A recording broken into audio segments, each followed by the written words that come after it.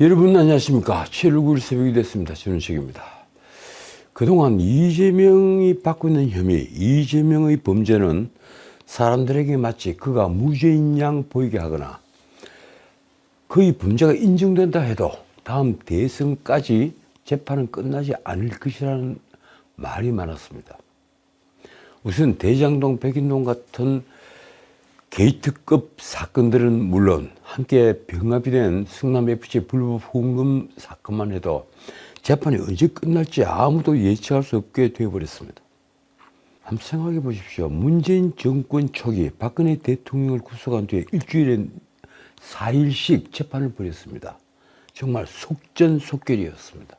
그래서 법조계에서도 대장동, 백현동과 같은 재판부인 합의 33부에서 심리 중인 위정교사 사건과 그리고 10월에 1심 판결이 나올 것으로 보이는 선거법 위반 사건, 그리고 이번에 기소가 된 대북 송금 사건에 큰 기대를 걸었던 것입니다.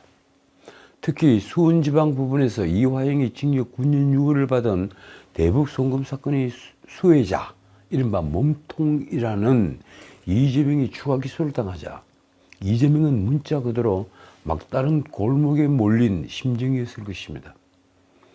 그러자 이재명은 자신을 수사한 검사에 대한 탄핵 소추안을 발의하는 무리수를 두었습니다. 그게 이 나라 검사들을 화나게 했습니다. 꼭 그 때문만은 아니겠지만 7월 4일 수원지검 공공수사부는 이재명과 아내 김혜경에게 소환을 통보했습니다. 그동안 2년 가까이 잠잠하게 수사만 하던 경기도 법인카드 유용 사건, 수원지검은 이 법인카드 유용 사건을 수사 중인데 이재명 부부는 지금 배임죄 등 혐의를 받습니다. 다만 검찰은 소환일을 특정하지는 않았다고 합니다. 그래서 이재명과 김혜경에게 각각 소환일자 5개씩을 제시한 것으로 알려졌습니다. 저는 이 방송에서 수차례 이재명의 온갖 게이트 범죄보다 이 경기도 법카 유용 사건은 죄질이 더 좋지 못하다고 말했습니다. 공직자로서 공과 사를 구분하지 못한 최악의 범죄이기 때문입니다. 선진민주주의라면 당장 공직에서 물러나는 것은 물론 아주 엄한 처벌을 받게 됩니다. 김혜경은 이재명이 경기지사로 있던 2018년 7월부터 2021년 9월까지, 그러니까 약 3년 동안 경기도 공무원인 배소연을 통해 음식값 등을 경기도 법인카드로 결제해 경기도에 손해를 끼쳤다는 배임 혐의를 받습니다. 검찰은 국민권익위원회가 작년 10월 이재명이 김혜경의 법인카드 유용 사실을 알고도 묵인을 했다며 이첩을 해온 사건도 함께 수사 중에 있습니다. 이 사건과 연관되어 검찰은 지난 2월 김혜경에 대해 지난 대선 직전 배소윤과 공모를 해서 민주당 국회의원 부인들과의 식사 모임 비용 10만 4천 원을 경기도 법인카드로 결제를 한 혐의로 공직선거법상 기부행위 금지 위반으로 기소를 했습니다. 사실 이 사건은 경기도 법인카드 유용 사건은 아닙니다. 공직선거법 위반 사건입니다. 이 사건으로 먼저 기소가 된 배소연은 지난 2월 2심에서 1심과 같이 징역 10개월에 집행유예 2년을 선고받았는데 대법원이 상고를 하지 않았습니다. 그래서 형이 그대로 확정이 됐습니다. 그런데 이 경기도 법인카드 유용 사건은 경기도 비서실 별정직 7급 공무원 조명현이 2022년 1월 달에 김혜경이 배소윤을 시켜 초밥, 샌드위치, 과일 등 물품을 경기도 법인카드로 산 뒤에 관사로 가져오게 했다고 권익위에 공익신고를 하면서 시작이 됐습니다. 조명현은 또 작년 8월에는 이재명에 대해서 법인카드 유용을 지시 또는 묵인했다며 권익위에 추가로 공익신고를 했습니다. 검찰은 이재명에 대한 소환조사 뒤에 기소를 할 것으로 보입니다. 이재명으로서는 이번 검찰 출석이 7번째 검찰 소환조사입니다. 성남FC 불법 후원금 의혹으로 1번, 그리고 위례 신도시 개발 비리, 대장동 게이트로 2번, 백인동 개발 비리로 1번, 또 상방울 대북 송금 의혹으로 2번 검찰 조사를 받았습니다. 모두 6번 받았습니다. 그래서 이번에 받으면 7번째입니다. 한편 민주당은 검찰이 이재명과 김혜경에게 출석 요구서를 보내자 국면 전환 쇼라고 즉각 비판을 했습니다. 민주당 검찰 독재 정치탄압대책위원회는 국회에서 기자회견을 열어 이렇게 말했습니다. 정권의 위기 때마다 이재명 대표를 제물 삼는 윤 대통령과 정치검찰은 정권 수호를 위한 방탄수사를 즉각 중단하라. 민주당은 이재명 부부 소환이 순식개병 특검법이 통과되고 비위 검사들에 대한 탄핵소추안을 제출한 직후의 일인 것을 주목합니다. 윤 대통령과 검찰이 궁지에 몰리자 이재명 대표에 대한 수사로 국면을 전환하고 위기에서 탈출해 보겠다는 비겁하고 무도한 습성이다.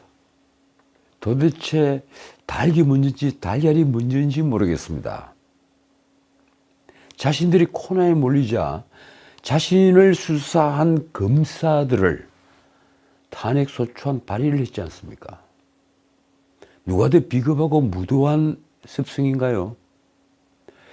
솔직히 이런 법인카드 유용 사건은 국민 세금이나 회사 공금을 자기 돈처럼 쓴 범죄로서 증명하기도 아주 쉽습니다.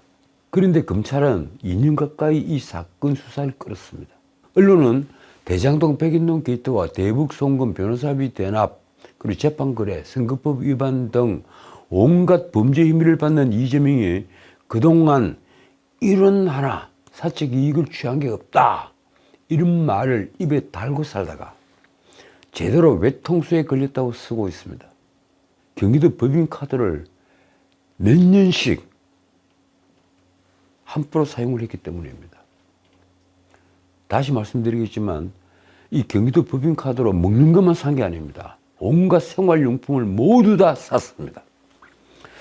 그동안 이런 탈행이 먹히면서 이재명은 없는 죄를 억울하게 뒤집어 씌우는 국가폭력에 자기들 말로는 검찰공화국에서 국가폭력에 마침내 무너지는 민주화투사 신용을 했습니다.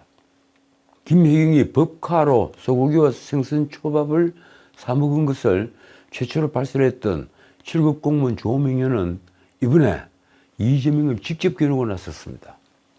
법카 유용 주범은 이재명이다. 7급이 대통령 후보를 향해 칼을 내민 겁니다. 조명현은 아무도 생각하지 못한 권익위에 부패 신고를 했습니다. 그 바람에 이재명은 부패한 고위공직자로 반부패 총괄 국가기관인 권익위의 조사를 받고 결국 검찰에 다시 넘겨지게 된 것입니다. 어떻든 조명현의 신고로 1년 7개월 전에 김혜경을 향하던 타깃이 이제 이재명으로 옮겨졌습니다.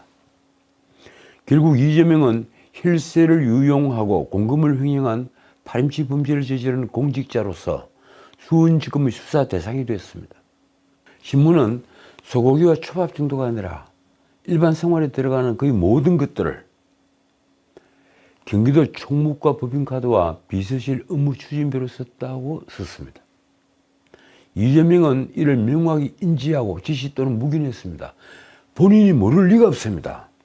아침 식사인 샌드위치, 과일 등에서부터 옷 세탁, 자동차 기름, 심지어 CCTV 건전지에 이르기까지 다 세금으로 썼다. 참 정말 기가 막힙니다.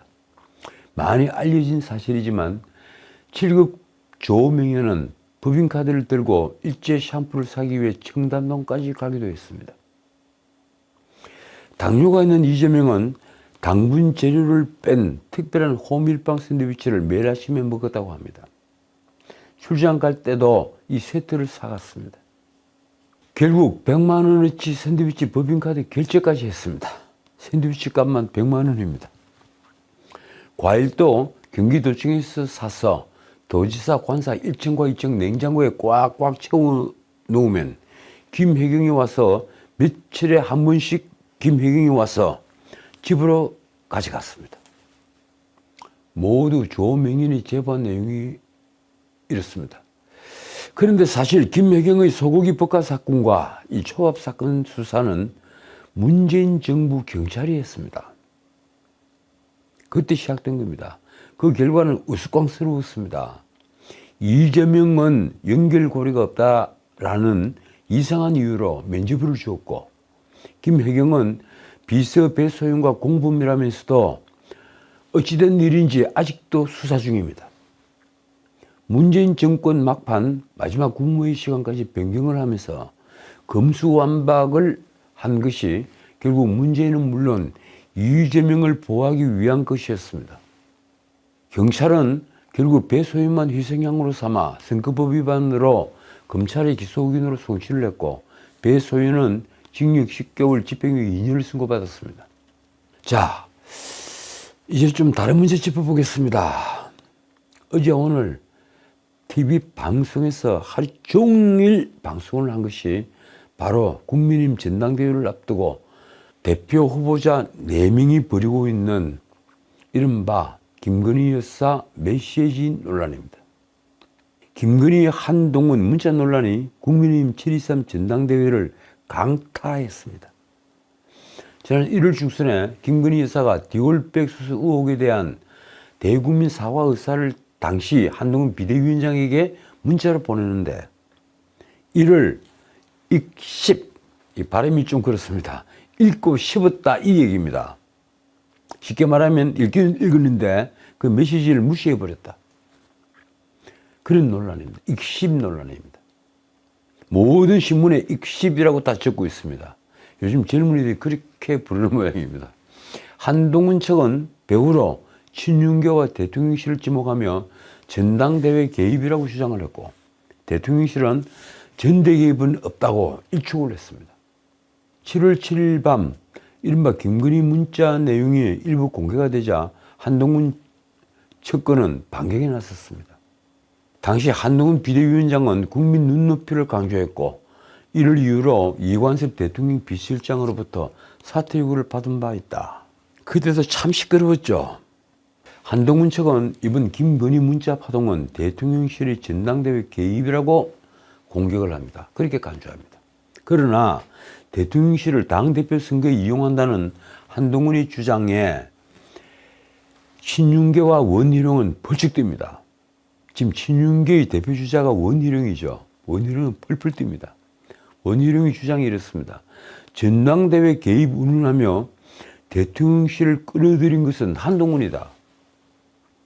그런데 문자 논란이 확산하자 7일 일부 친윤계 원외 당협위원장들이 한동훈의 후보 사퇴를 촉구하는 기자회견을 준비했다가 당내 화합을 저해하는 행위라는 당 선관위의 경고를 받고 취소하는 일이 벌어졌습니다.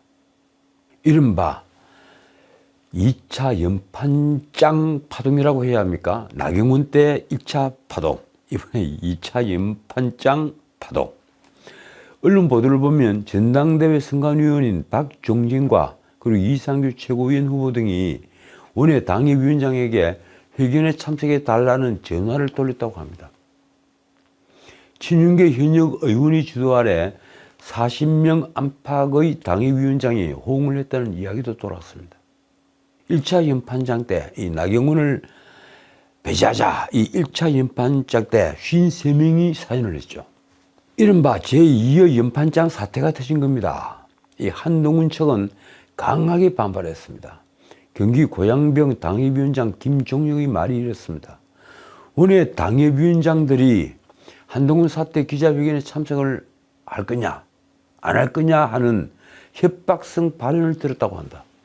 도대체 이분들은 누구의 사주를 받고 이런 짓을 하나? 당사자인 한동훈 역시 페이스북에서 공격 나팔을 불었습니다. 제가 윤 대통령에게 공적 사과 요구를 했다는 이유로 일부 정치인이 연판장을 돌려 사퇴 요구 회견을 준비 중이다. 그렇다면 여론 나쁘다고 취소하지 말라. 끝까지 하라. 이 얘기를 한 겁니다.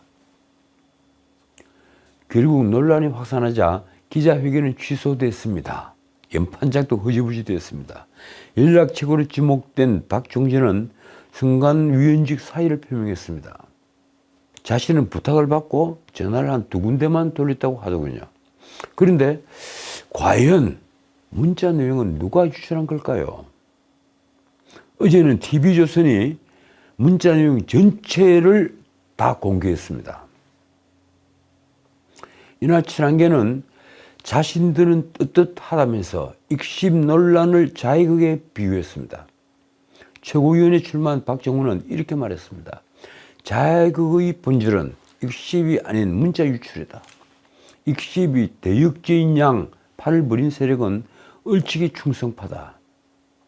한동훈이 최측근 장동혁은 친윤계를 호가호위 하려고 대통령마저 위험에 빠뜨리는 사람들이라고 비난했습니다. 반면에 7일 원희룡은 한동훈 측에게 이슈를 피하려고 당무 개입으로 몰아가 대통령실을 끌어들여서는 안 된다며 날을 세웠습니다. 이렇습니다. 한동훈이 당대표가 된들 대통령실과의 관계를 회복할 수 있겠나? 한동훈과 대통령실은 이미 루비콘 강을 건너고 있다. 쉽게 말하면 다시 돌아올 수 없는 강을 건넜다는 얘기입니다. 문자 내용에 대한 다툼도 계속됐습니다. 한동훈이 5일 김 여사의 문자는 사과하기 어려운 사정을 강조하는 취지였다고 하자 원희룡은 문자 전문을 공개하라고 받아쳤습니다. 사과 뜻을 전했다는 쪽과 한동훈 둘 중 하나는 거짓말을 하는 것이다. 문자를 공개해 진실을 밝히거나 사과하라. 아까도 말씀드렸지만 바로 몇 시간 전 어제 TV조선은 문자 전체를 공개했습니다. 제가 그 문자 전체를 읽어보니까 양쪽 주장이 다 맞는 것 같습니다. 김건희 문자는 과연 사과하겠다는 것이었을까요? 아니면 사과는 어렵다는 취지였을까요? 신문에 나온 친윤계 중진 의원의 말이 이렇습니다. 한동훈이 김건희 문자를 두고 사과하겠다는 취지가 아니었다고 하다가 이제는 불리하니 전당대회 개입을 주장한다. 그러면서 한동훈을 이렇게 비판했습니다. 검찰 때는 김건희 여사와 수시로 소통해놓고 지금은 사적 공적 통로 운운하고 있다. 그렇습니다. 제가 보기에도 그렇습니다. 검찰에 있을 때 거의 100회가 넘게 참 많은 소통을 전하기로 했던 분인데 지금 와서 공적 통로가 어떻고 사적 통로가 어떻고 그걸 굳이 구분을 한다니 제가 보기에도 좀 이상합니다. 나경원의 말도 아주 재밌습니다. 한동훈은 김건희 여사 사과 기회마저 날린 무책임한 아마추어이고 원희룡은 무모한 아바타다. 어쨌든 국민의힘 전당대회는 대회 보름 전까지 당의 정체성은 물론 노선이나 정책을 두고 싸우지 않습니다. 제가 어제 MBC에 가서 국민의힘을 질타한 이유도 바로 그 부분입니다. 왜 당권을 다투는 후보 4명이 당의 정체성 그리고 정책, 노선을 두고 싸우지 않느냐. 엉뚱하게 문자 메시지를 공개했다 하지 않았다. 그 무슨 말인가요? 옛날 선배들의 선명 경쟁은 정말 신화였습니다. 자, 대통령실은 이틀 전 7일 문자 익십 논란과 관련해서 이렇게 말했습니다. 이 국민의힘 전당대회 선거 과정에서 일체의 개입과 관여를 하지 않았고 앞으로도 그럴 것이다. 대통령실 고위 관계자는 또 이런 말까지 했습니다. 특히 전당대회 과정에서 각 후보나 운동원들이 대통령실을 선거에 끌어들이는 일이 없도록 주의를 기울여 주십사 각별히 당부드린다. 대통령실 고위 관계자는 또 이런 말도 했습니다. 대통령실은 당원과 국민의 선택을 기다리고 있다. 전당대회 결과로 나타나는 당원과 국민들의 명령에 충실하게 따를 것이다. 글쎄요, 대통령실 고위 관계자라면 누구입니까? 비서실장 정진석 전 의원 아니면 정무수석이겠죠. 그런데 과연 김건희 문자 메시지는 누가 올린 걸까요? 그 메시지는 무리를 일으켜 부담들이 송구하다, 내 불찰이다, 100번 1000번이라도 사과하겠다는 취지의 내용으로 익명을 요구한 한 국민의힘 의원은 찐윤 이철규가 이런 내용이 포함된 김건희 여사의 텔레그램 메시지를 보여줬다고 말했다고 주장을 합니다. 이철규가 흘린 것이다. 그런데 제가 확인하기로는 전혀 아니라고 합니다.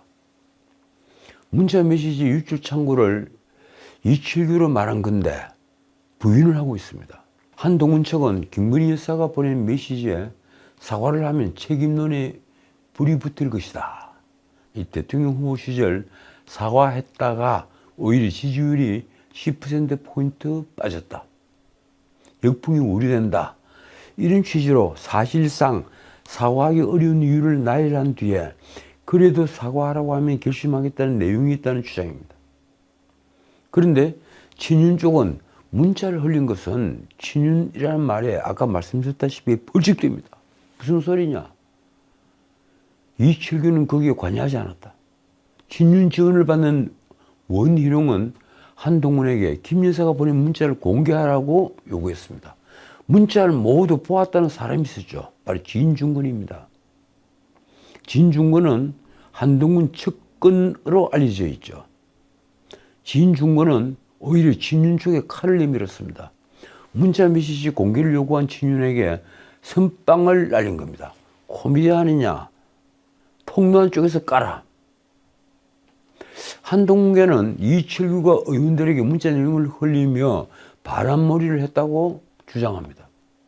진중권은 이철규를 두고 매우 사악한 인물이라는 표현까지 썼습니다. 자, 묻고 싶습니다. 도대체 이런 말을 한 자는 민주당이나 이재명을 향해 이 수준의 욕을 한 적이 있을까요?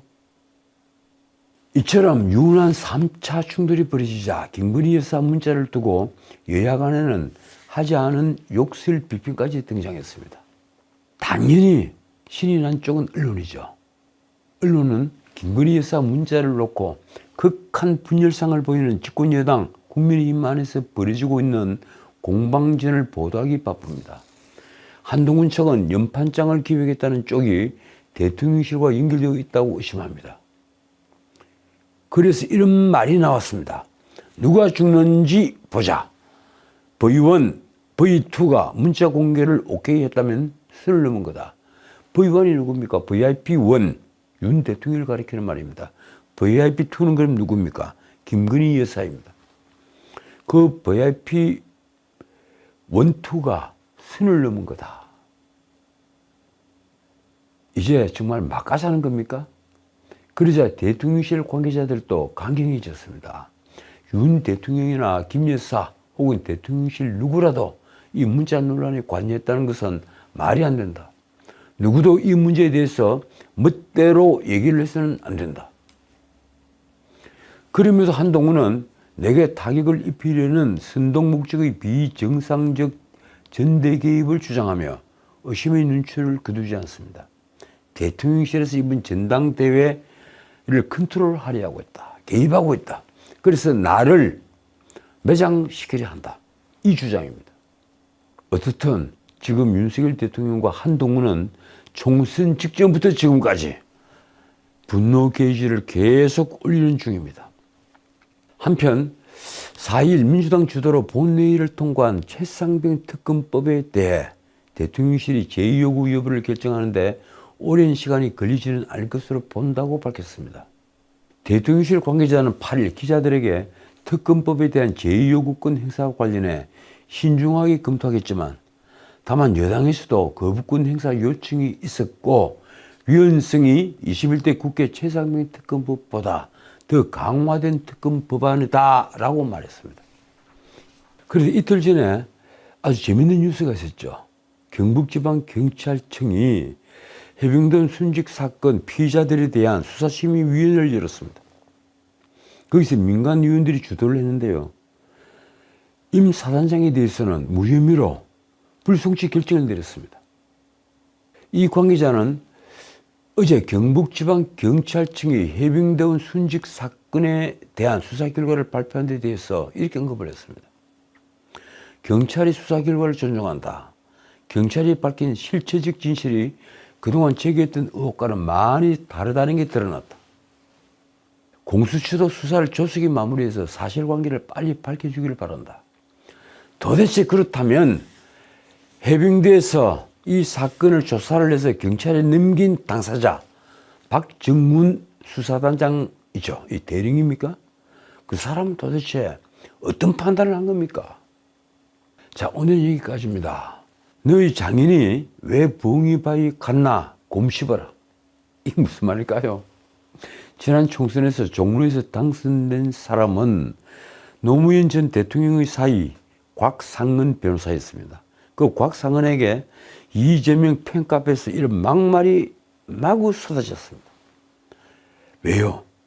상방울 불법 대북 송금 사건을 수사한 박상용 검사 탄핵 소추안을 법사위로 회부해서 조사를 하겠다 하는 안건에 곽상은이 기권표를 던진 겁니다. 그래서 곽상은에게 비난을 퍼붓는 것입니다. 일부 강성 지지층은 곽상은에 대한 징계 탈당을 요구하고 나섰습니다. 그들이 한 말이 이렇습니다. 욕도 아깝다. 검찰 개혁이라는 시대적 과제 앞에 선봉장이 되지는 못할 망정 뭐하는 짓이냐. 이런 등등의 댓글도 달렸습니다. 이들이 과연 검찰 개혁이 뭘 의미하는지 알기는 하는 걸까요? 민주당 당원 커뮤니티라고 하더군요. 블루웨이버. 그 블루웨이버에도 곽상은이 원내 부대표직 사퇴와 그리고 징계 탈당을 촉구하는 글이 연이어 올라왔습니다. 이들은 심지어 상방울 대북 송금 사건이 진술 조작에 의한 날조된 사건이라고 주장합니다. 이재명부터 소설을 쓴다고 하니 말입니다. 차라리 이 사건이 진실 여부에 이재명의 운명을 거는 것은 어떻습니까? 이건 제 의견입니다. 딴 거 다 집어치우고 이 사건 하나 상방울 대북 송금에 이재명이 책임이 있느냐 없느냐, 이재명은 알고 있었느냐 없었느냐, 이 하나에 모든 것을 다 걸자. 그럴 배짱이 없다면요 도박 영화 타짜에 나오는 아귀보다도 못한 인간입니다. 아귀는 적어도 진실에 승복을 했습니다. 지금까지 전우책이었습니다.